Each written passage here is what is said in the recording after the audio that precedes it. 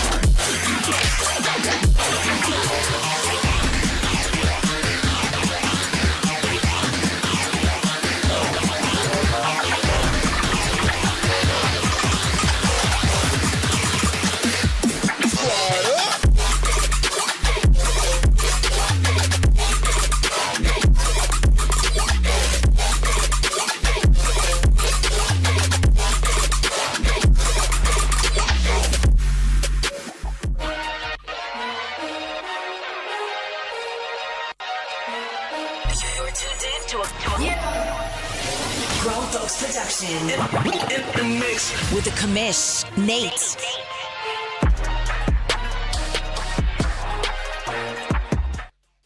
It is Madden release day, at least early release day. Welcome into Press Pass Live. I am your commish, Nate. Thank you for tuning in. I got my guy Trey with me. Trey, are you ready for this? I think we've been talking about it for months on end. It's finally here. 3 hours and change till. I'm excited.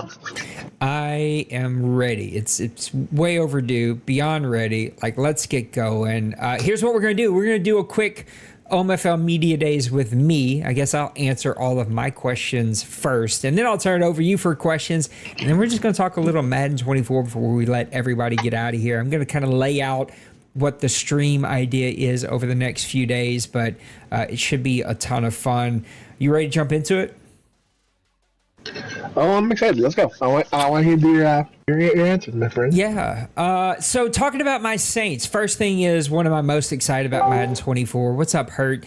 I'm just ready to get going. I think that's the biggest thing. This has been one of the longer breaks that I've ever had in the 20-plus history of Madden, and I'm ready to just get going. I'm ready to find that kind of routine and groove again, start playing, and I know what that means. That means it's going to come with all the frustrations of running a Madden league, all the frustrations of building a team and learning how to play this game. It's going to have its flaws, it's going to have its issues, but I am just ready to get going again. That's the biggest thing that I'm looking forward to. If you kind of force my hand, though, to talk about kind of the game mechanics that I look forward to, I think it's going to be all the commissioner controls. Anything that gives me more opportunities to control kind of and standardize what we're dealing with, then the better it's going to be. Also super pumped about Neon Sports and just seeing if that creates the engagement that I hope it creates.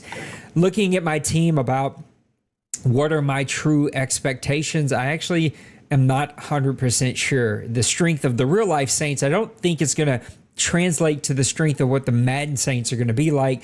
I would say I'm interested to see what is the offensive and defensive lines going to do for me. Football is still one up front. Yeah, you spread them out. Yeah, I laughed about it in chat, but the Chiefs Saints game is like exactly why I'm forcing us to relook at our rules, because they ran like 90% closed bunch, closed formations, like the entire game. It is the way football is going, but even with spreading them out, even with the closed bunch formations, football still won at the two lines. And so I'm interested to see what my two, both offense and defensive lines, and how they're going to play, because I've got a lot of question marks about them. What are my expectations when it comes to record? It's a little up in the air. We've got Maniac coming back to Atlanta. I think he has a young team with a lot of playmakers, and Maniac simply knows how to win. Sometimes he hits a bit of a lull, a season that he's got to rebuild, but 90% of the time, Maniac knows how to put a winning team on the field, and he knows how to compete for championships. Black Cats, another guy who's got some young tools. I think he's probably a season away from competing, but the best cornerbacks in the game. He's going to have a great quarterback. What can he do with the running back situation? Black Cats is a great player. And then Kevin, he's already solving the quarterback issue for the Bucs. They've got all the other playmakers. Season one out of the box, he's going to be super competitive he's going to find his groove really, really quick. So the long answer is I have no clue what to expect. My expectations, I suppose, will be probably a 9-10 win team. It's where I expect the real Saints to kind of fall. I don't think that that's going to necessarily mean a playoff berth, but I think we'll be fighting for one of those wild card positions. We'll see how that plays out. The player that I'm most interested to get my hands on. What's up, Trey? I have to just get your instant reaction before I forget this. It seems like Ezekiel signed a 1-year deal with the Patriots. Who did? Ezekiel Elliott. Interesting. Zeke, out of the big crew that's out there of guys waiting to sign deals, especially the running back position, feels like the guy who's got the least amount left in the tank. He just, that hard running style.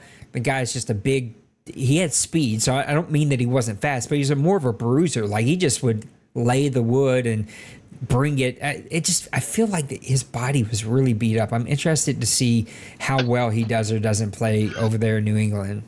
They also won't play around. Like New England will just bench you or cut you in a second if you're not working out. This is true. All right, back to regular schedule question. I think Cook would have been probably a better signing for them. Who's the guy I'm most interested to get my hands on? That's probably a tougher question as well, because I am bringing over a rookie superstar wide receiver. Those always feel sexy and fun. Running back positions kind of like super in the air for me. I would probably lean towards some of these defensive linemen, even though I won't be using the defensive linemen. So I guess the answer is my receiver. The rookie receiver is probably the biggest toy that I can't wait to actually get on the field and see how well I play with him.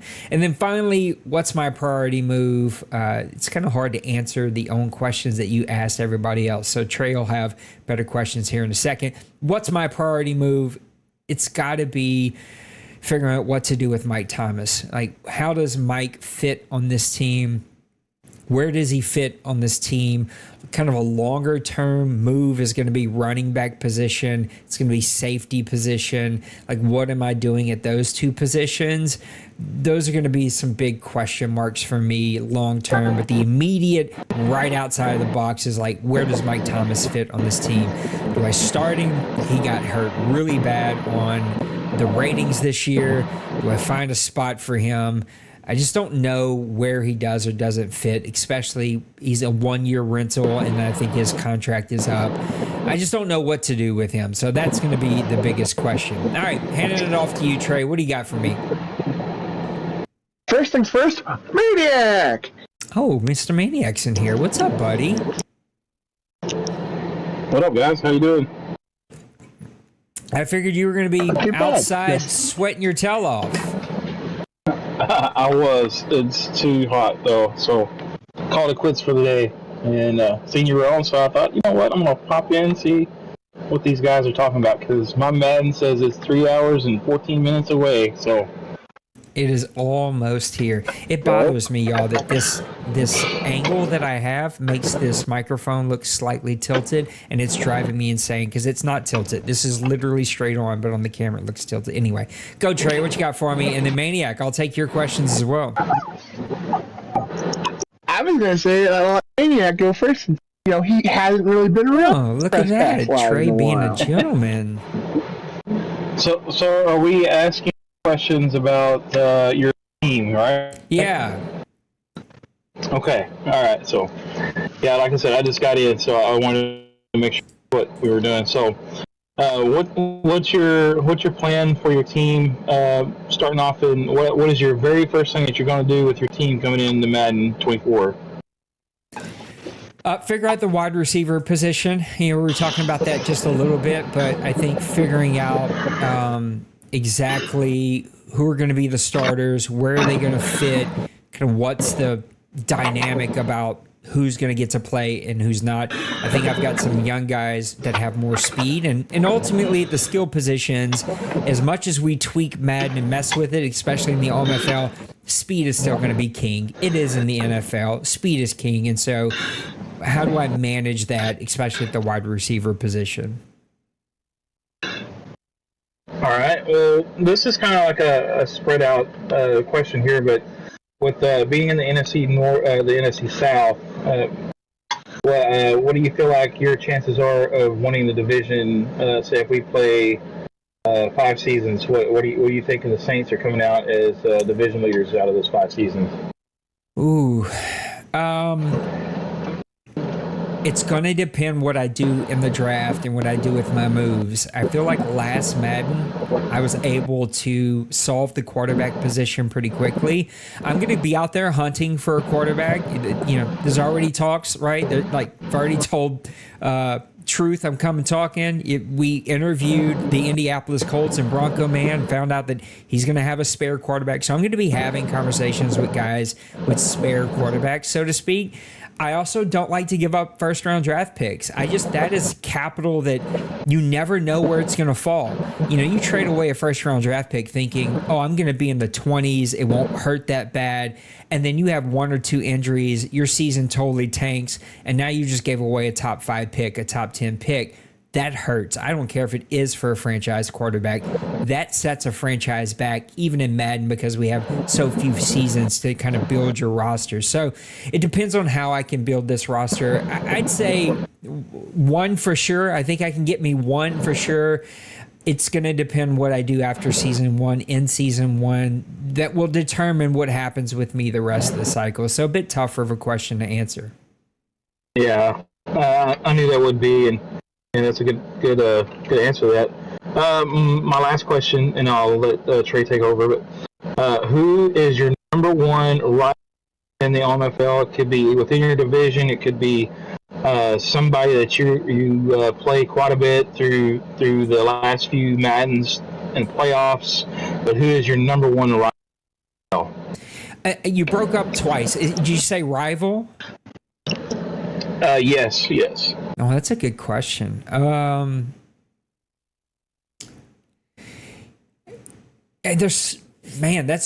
going to be a rival immediately. Now that you're back in the South, you and I have always had tough back and forth games. I still remember the playoff game that I lost the internet because of a hurricane. So I literally played you instead of giving a sim with telephone internet. It was good enough to play, but I had like the team to go very far, and you beat me, I think, on a field goal or something, or I was leading and we had to disconnect and we come back and we have a great game and you end up winning. Anyway, we're going to have a great rivalry. I love playing Kevin. It's just because I talk physically to Kevin so much because of PUBG and stuff. He's so hard on himself. Like, when I have the few victories against him, I feel bad because I know Kevin's over there ranting and raving and being hard on himself. And I also love Black Cat. So I'm not giving you an answer, but I love playing all of you. You're all going to be rivals. The division's full of rivals. I don't know if I have a great rival with anyone outside of our division. Trey and I last Madden had a bit of a rivalry because we got to play each other. I just don't know if I'm going to get to play him again. Like, Trey's a great rival. Big Hurt, I think I see him in chat. That turned out to be a bit of a rival because we would meet in the playoffs every year and we'd have these. I just got lucky and had his number last Madden. So if I was forced, I'd say Big Hurt, Trey, those were the 2 bigger rivals coming off of last Madden. I want to say Dwayne, but I don't think I've won enough against him to be a true rival. And I think the last 2 times I've beat him, it's been when I haven't streamed with me on Facecam. So they've been these underwhelming videos that you can go watch. So anyway, I'd say my entire division are all rivals because I feel like we all beat up on one another. And if I get to play a Trey, if I get to play a Big Hurt, or if I get to play a Dwayne often, those could be rivalries that come with me. But then again, I just don't know if I'm going to get to face them enough. All right, awesome. Well, Nate, I'll give you the heads up. I'm coming to the Superdome 13. Well, we'll get that one time, but I just don't know that we're promised more times after that. And then is it a true rivalry if we play one time the entire Madden cycle, you know? I'm sure you're consistent. Nate's not consistent being in the playoffs, so. Well, first question comes to mind. You're once again walking on a Band-Aid quarterback. It's been kind of an up and down run. Jameis Winston. Taysom Hill, kind of. Now you've got Derek Carr. It's been up and down since Mr. Breeze called it a day. Is that going to be something you address in the draft, or are you pushing forth trying to get one of these quarterbacks that are supposedly available? Yeah, it depends on the cost. Nate will not overpay, and I think what happens when you have an asset like that, especially quarterback, because they are so valuable, guys want the tippy top dollar. And a lot of guys will play I've got a better offer deal. Or I even watched some dudes last Madden be like, if you're not going to give me tippy top dollar, I'm going to sit them. And they really did. They really sat good quarterbacks. I'm like, you're just sitting on, I'm not giving you tippy top dollar. And so I refused. There's got to be some value in there. I don't mind giving up something. I got to get something in return. There's got to be some give and take. I'm not just going to go pay top dollar to get it. So short term, I never played with Winston, I think, at all. I think I ended up bringing over a quarterback, and Taysom Hill definitely has never been a quarterback for me because there's no way I could play with him. He's terrible. But it depends on the asking price of the quarterbacks that are out there. If not, I'm going to be forced, which I think I did last Madden, to go the first season with whatever I have, which I think was Winston, or maybe I'd work. I forget exactly how that first season, because we had all the crashes and everything. It depends on the asking price. And then if I'm forced, Derek Carr's plenty good enough. I can scrape through a season with Derek Carr. He's got speed. He's got a decent arm. When I compared him to the guys I could have bought as an import, he wasn't that far off. So you can get through one season. I just don't think Derek's going to be 4-5 season kind of answer to the quarterback position. So I'm going to be forced to go round one, go find a guy and make it happen. Last Madden, I didn't have my round one solution because the Eagles had it in game. So this year I've got all my draft picks. I'll be able to go make a play and make something happen in the draft if I'm forced to, but I am hoping that maybe I can solve that problem beforehand. We'll see what the asking price is. Last year you had a deadly combo with Marcus Davenport and Peyton Turner. Am I right? Was Peyton Turner? Yep. You've lost Davenport, and from my understanding, you're not bringing another elite edge with you. Is that going to change up the defensive strategy about it? Maybe add some blitzing linebackers into the scheme? Yeah, I think the reason I ended up not bringing some of my defensive ends, it was a revolving door on the other side of Davenport. Peyton Turner never ended up being the answer. I think I went out and got a guy that had super quick. I was playing the maniac role, except I got a guy in free agency. I didn't have to give up a first-round draft pick for him. He didn't quite become the answer. And then I randomly drafted a guy in the third or fourth round when I kind of gathered a bunch of second-round, third-round picks there in the last couple seasons, and he played very well as a rookie in that last season. But when I compared him to the NFL rookie that the Saints drafted, at least on paper, it didn't make sense to bring him over. The Saints drafted a guy out of Notre Dame that has really great. Madden was nice to him. They were nicer to him than they were our first-round pick. He was our second-round pick. So he, I hope, is the answer. The problem is going to be no Davenport. What's the solution outside of Cam Jordan? Cam Jordan just signed a brand new deal. I'm sure that deal would be in there. So I got to figure out. Cam just doesn't relate very well in Madden. In NFL, I would never get rid of Cam Jordan. He's going to retire a Saint, as he should. He'll be in the Hall of Fame as a Saint. The guy is an amazing human. I've met him several times. I would not call him my friend, but we've had a friendly kind of banter back and forth 5 or 6 different times. Anyway, it's a long story that just makes me sound like I'm name dropping about Cam, but he's a super engaging, nice guy. But in Madden, he just isn't there. So what am I going to do about the Cam Jordan position? I don't have that figured out. I've got some potentials, but it's probably going to end up being a draft position sometime in the second year. And I see you, Bronco man. Let's talk Parker Colt. It depends. If you want 2 first-round draft picks, and you ain't getting it from me. Now, obviously last year you had Chauncey Gardner-Johnson. Yes, he was expected to be an Eagle. He's now a Lion. Do you expect to find a solution to safety rather quick, or do you feel like the pieces are on the roster that you can develop somebody over the lifespan? Madden cycle. Yeah, I think I can develop. I don't know why I'm drawing a blank on his name all of a sudden, but the Mississippi State guy that was drafted by the Raiders is now with the Saints. I doubt that he makes the NFL team. I hope he does because I'm pulling for the guys from the South. But Madden wise, he is a very good user player. And since I user the free safety, strong safety, I'll change around a linebacker from time to time. He will probably be my solution at safety. He's like 26, 27. He might even be younger than that. He's fairly young, so I think he'll be fine. I'll be able to draft some, potentials in the next few drafts that may work their way in the starting lineup. And then Tyrann is still there, and I'll hold on to him as long as I can. So there's some like maybes in there, but I think season 1 I'm fine. Season 2 and 3 I'm going to have to draft some longer term solutions there. Is that Jonathan Abrams you're talking about? That's it. Which in the OMFL won awards with Bill. Like Bill was all over. I think he was the defensive player of the year, second to last season. Yeah, he's a very versatile weapon.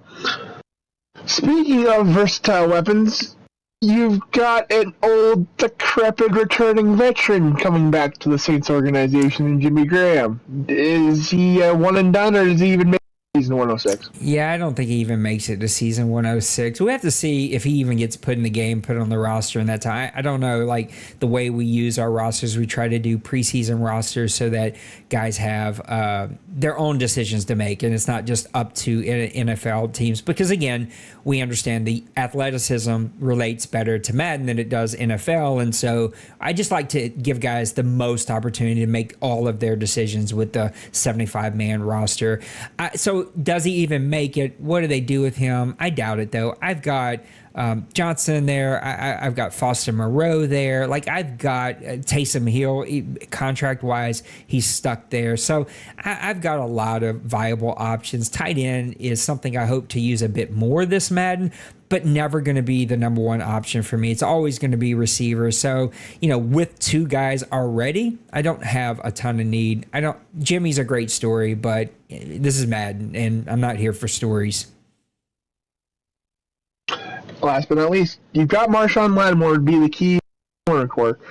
Do you feel like you have the solid number 2, or do you feel like you have enough depth there to kind of essentially have a number 2? Yeah, I feel great about 2 and 3, actually. Adebo, Taylor, they will, again, if we play 5-6 seasons, Marshawn's going to be in his 30s by then. We'll have to see how hard regression hits him and can I keep him contract-wise on the team. But I feel really good about 2 and 3. There's some potentials for maybe that 4th spot because long-term that will move up.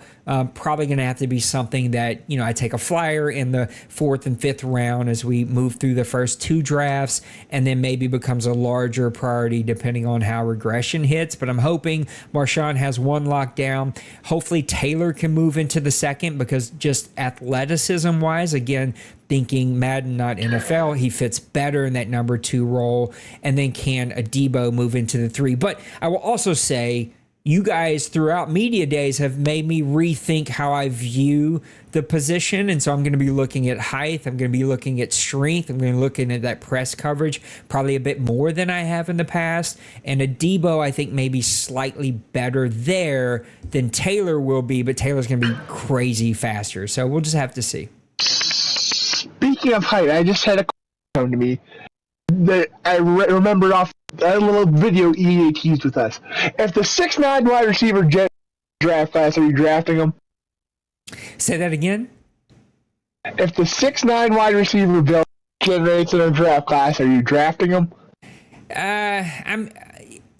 It depends. I would assume he's going to go high, and I don't like drafting receivers high. I don't like drafting tight ends high. I feel like those are positions I can get in the 2nd, 3rd round and get more value. And I may miss out on like those super sexy picks, like we've seen some of the Hall of Famers, or you yourself, right? Like you get those really athletic superstar guys. I may trade the development and trade like that super top end speed, but I feel like I get more value there. So my answer would be no, I probably wouldn't, unless I just have no needs and have a free pick or whatever it may be.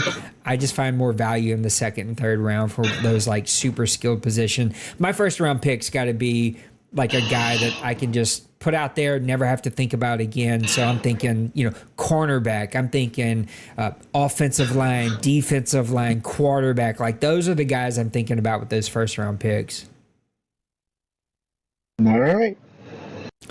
Well, I'm excited. Thank you, friends. Maniac, anything else for me before we call Nate's media days done and just talk Madden 24? No, man, I'm really excited to see you build your team, and I know it's your favorite team, and it's always fun to work with your team. It can also be a pain in the butt, but because sometimes you want to kind of hang on to those guys, but you kind of have a little bit of a affiliation feel to those guys since they're on your real life team. But I'm really interested to see how you build your team in Madden 24. And it's 2 hours and 57 minutes away.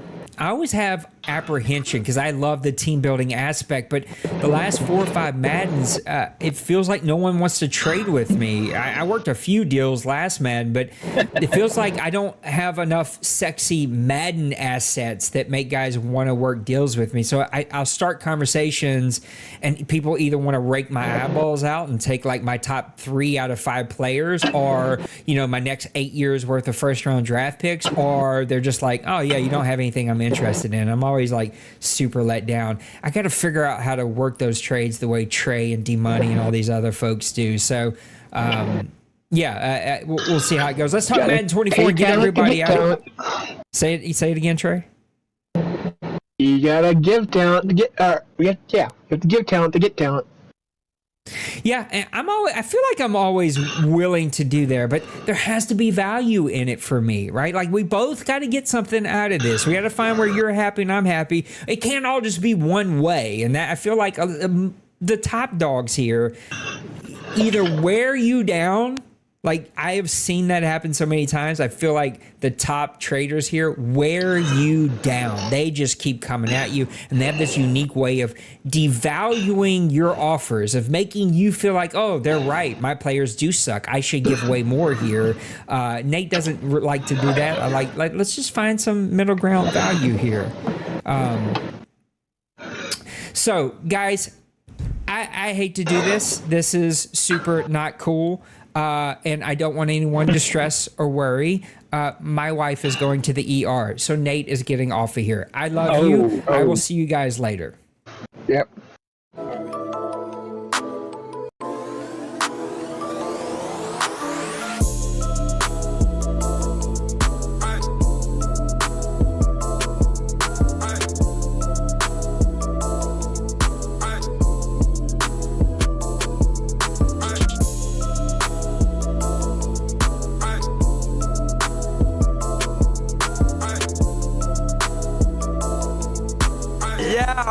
Smash that like and subscribe.